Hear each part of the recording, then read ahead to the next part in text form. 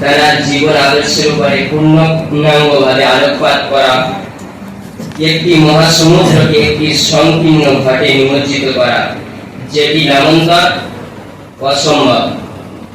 বিশ্বের ইতিহাসে যে সমস্ত মনীষীদের নাম স্বর্ণাক্ষরে লিপিবদ্ধ আছে, তাদের মধ্যে অন্যতম হলেন বিশ্ব মানবতার মুক্তিদূত জনাবে মুহাম্মদ রাসূলুল্লাহ সাল্লাল্লাহু আলাইহি ওয়াসাল্লাম।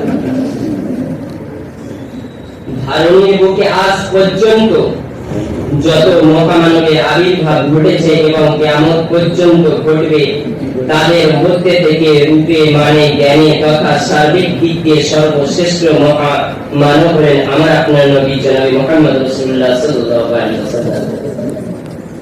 এই নবীকে ব্যতীত আমাদের জীবনের কোনো আমল আল্লাহর কাছে গ্রহণযোগ্য নয়।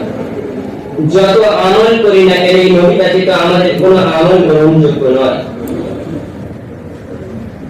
আমরা যদি নামাজ পড়ি, আল্লাহ পাক আমাদেরকে নামাজ আমাদের জন্য ফরজ করেছেন, কিন্তু আমরা যদি নবীর তরিকা অনুযায়ী না পড়ি, সে নামাজের কোনো দাম না।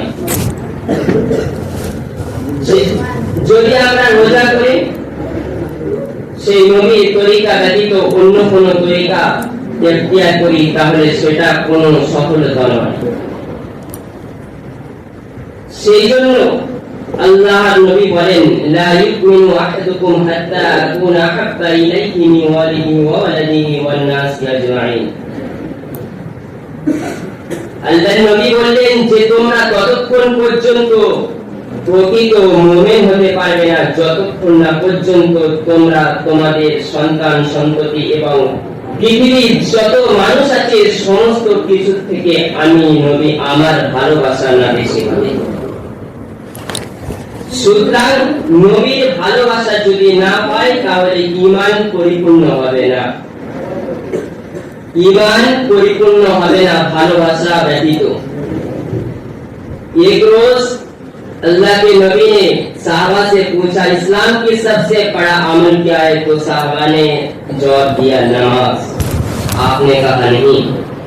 तो फिर साहबा ने कहा रोजा, तो आपने कहा नहीं।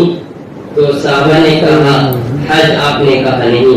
तो साहबा ने अर्ज किया, तो या रसूलल्लाह, तो इस्लाम का सबसे बड़ा अमल क्या है, क्या नहीं? अल्लाह नबी बोले, वो है मोहब्बत, वो है मोहब्बत। वल्लज़ी नफ्सी बियदिही, वल्लज़ी नफ्सी बियदिही, वल्लज़ी नफ्सी बियदिही।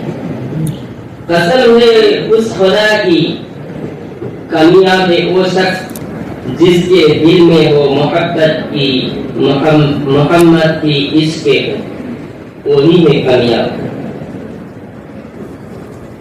तो ভালোবাসার কয়েকটি দিক আছে। ভালোবাসার দিকের মধ্যে একটি দিক হলো সৌন্দর্য, জামাল। সৌন্দর্যের জন্য মানুষ মানুষের ভালোবাসে। আমরা মানুষকে দেখানোর প্রেমে করি সৌন্দর্য দেখে।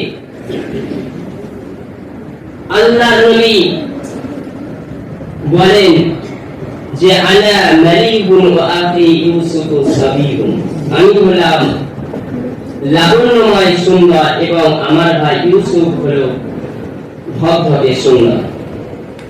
সৌন্দর্যের কয়েকটি দিক আছে।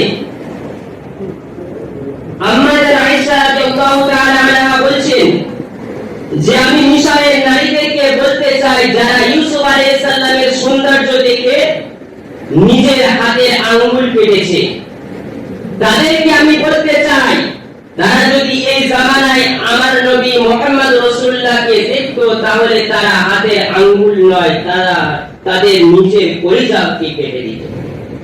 ইউসুফ আলাইহিস সালামকে মিশরের নারীরা দেখেছিল, তারা হাতের আঙ্গুল কেটেছিল, কিন্তু ঈমান আনেনি। আমার নবীকে দেখেছে আমির হামজা, ঈমান এনেছে, কলিজা টুকরা টুকরা করে দিয়েছে। দেখেছে মুসআব বিন উমাইর, দেখেছে আমার নবীকে, ঈমান এনেছে, কলিজা টুকরা টুকরা করে দিয়েছে। কে মুসআব বিন উমাইর? যিনি মক্কার বুকে একজন মালদার ব্যক্তি ছিলেন, একজন সম্পদশালী মায়ের একটা সন্তান অনেক প্রভাবশালী। তিনি এমন জামা ব্যবহার করতেন, তিনি এমন পারফিউম ব্যবহার করতেন যে রাস্তা দিয়ে একবার চলে যেত, মানুষ যাওয়ার পরে বুঝতে পারত যে এই রাস্তা দিয়ে মুসআব বিন উমাইর গিয়েছে। এই মুসআব বিন উমাইর যখন তার কানে পড়লো আমার নবীর কথা, আমার নবীর চেহারা দেখে মুসআব বিন উমাইর পাগল হয়ে গিয়েছে। নিজের সম্পদ ছেড়েছে, নিজের অর্থ সম্পদ ছেড়ে আমার নবীর প্রেমে পাগল হয়ে গিয়েছে এবং উহুদের যুদ্ধে ইসলামের ঝান্ডা নিয়েছিল, ঝান্ডা নিয়ে এই মুসআব বিন শহীদ হয়ে গিয়েছে আমার নবীর জন্য। ইসলামের জন্য শহীদ হয়ে গিয়েছে, নবীর প্রেমে শহীদ হয়ে গিয়েছে এই মুসআব বিন উমাইর। অর্থশালী বাপের একমাত্র সন্তান, কিন্তু তারা যখন কাপড় পরানো হয় তখন মাথার দিকে ঢাকে, পায়ের দিকে আলগা হয়ে যায়। যখন পায়ের দিকে চাপা যায় মাথার দিকে আলগা হয়ে যায়। আল্লাহর নবী বললেন যে তার পায়ের মাথার দিকে কাপড়টা চাপিয়ে দিয়ে তার পায়ের দিকে ঘাস দিয়ে তাকে দাফন করে দাও। তো নবীর প্রেমে জীবন দিয়ে দিয়েছে সাহাবারা। এটাই হলো ভালোবাসা, এটাই হলো মহব্বত, এটাই হলো ইশক। তো শাহ আব্দুল আজিজ মুহাদ্দিস দেওবন্দি রাহমাতুল্লাহ আলাইহি বলেন যে সৌন্দর্য, যেটা সৌন্দর্য যে বস্তুটা, এই সৌন্দর্য কে আল্লাহ পাক 100 ভাগে ভাগ করেছে এবং এক ভাগ নিয়ে দুই ভাগ করেছে। ওই এক ভাগের দুই ভাগের মধ্যে হযরতে ইউসুফ আলাইহিস সালামের সৌন্দর্য দিয়েছে। এই এক ভাগ কেটে দুই ভাগ করে ওই আধা ভাগ ইউসুফ আলাইহিস সালামের সৌন্দর্য দিয়েছে এবং আর বাকি আধা ভাগ গোটা পৃথিবী, যা আমরা চোখে যত সৌন্দর্য দেখি, পৃথিবীর যত বিশ্ব সুন্দরী আর সুপুরুষ সুদর্শন দেখি, ওই আধা ভাগ সৌন্দর্যের ছিটে ফোটা। আর আমার নবীকে আল্লাহ পাক বানিয়েছেন এই 99 পাক সৌন্দর্য দিয়ে আমার নবীকে আল্লাহ পাক বানিয়েছেন। তার যে কথা বলেছিলাম, যদি সৌন্দর্যের জন্য যদি কাউকে ভালোবাসতে হয় তাহলে ভালোবাসার যোগ্য হলো তিনি, আমার আপনার নবী জনাবে মুহাম্মদ রাসূলুল্লাহ। আরেকটি কয়েকটি কারণে মানুষ মানুষকে ভালোবাসে। দ্বিতীয় কারণ হলো আখলাক, চরিত্র যার ভালো হবে তাকে মানুষ ভালোবাসবে। আল্লাহ পাক সেই নবীর ব্যাপারে বললেন, ওয়া ইন্নাকা লাআলা খুলুকিন আযীম। নবী, আপনার চরিত্র সর্বোত্তম। Your character is very high. নবী, আপনার চরিত্র সর্বোত্তম। কেন এই পৃথিবীর বুকে যারা আমার নবীর মান সম্মানকে যারা চেয়েছিল মাটিতে মিশিয়ে দেবে, তাদের দ্বারাই আল্লাহ পাক আমার নবীর সম্মানকে বৃদ্ধি করে দিয়েছে। কেন? আল্লাহ পাক নিজেই ঘোষণা করেছেন, ওয়া রাফা'না লাকা যিকরা, ওয়া রাফা'না লাকা যিকরা। নবী, আমি আপনার চরিত্রকে, আমি আপনার নামকে আসমান জমিন কাঁপাতে কাঁপাতে সাত আকাশ ছাপিয়ে নিয়ে গিয়েছে আল্লাহ পাক।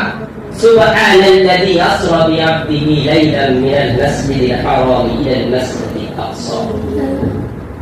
এটাই হলো আমার নবীজির আখলাক, এটাই হলো আমার নবীজির চরিত্র। যে চরিত্র দেখে কাফেররাও পর্যন্ত আমার নবীর কাছে তারা নবীর চরিত্র দেখে ইসলামকে কবুল করেছে। আমরা আমাদের ভারতবর্ষে একজন নেতার নাম শুনে থাকি, মহাত্মা গান্ধী। তিনি বলেছেন যে আমি আমার ভারতে একজন মুসলমানদের নবীর নাম শুনে থাকি, তার নাম হলো মুহাম্মদ। আমি যখন তার জীবনী পড়লাম, পড়ে আমি দেখলাম যে আমি আগে ভাবতাম, তিনি কমেন্ট করছেন আমার নবীর ব্যাপারে, যে আমি আগে ভাবতাম যে ইসলামটা পৃথিবীর বুকে ছড়িয়েছে তরবারির জোরে। যখন আমি মুহাম্মদ রাসূলুল্লাহর জীবনী পড়লাম, তখন আমি বলবো ইসলামটা ছড়ায়নি তরবারির জোরে, ইসলাম ছড়িয়েছে মুহাম্মদ রাসূলুল্লাহ সাল্লাল্লাহু আলাইহি ওয়াসাল্লামের জীবন আদর্শ আখলাকের জন্য। তো কেমন আদর্শ একজন বিধর্মী হয়ে আমার নবীর ব্যাপারে এমন কমেন্ট করছে? সেই নবীর চরিত্রে আমরা চরিত্রিত হতে পারি না। তো যে কথা বলছিলাম, সৌন্দর্যের জন্য যদি ভালোবাসতে হয় তাহলে ভালোবাসার যোগ্য হলো আমার নবী, আর যদি আখলাকের জন্য ভালোবাসতে হয় তাহলে ভালোবাসার যোগ্য হলো আমার নবী।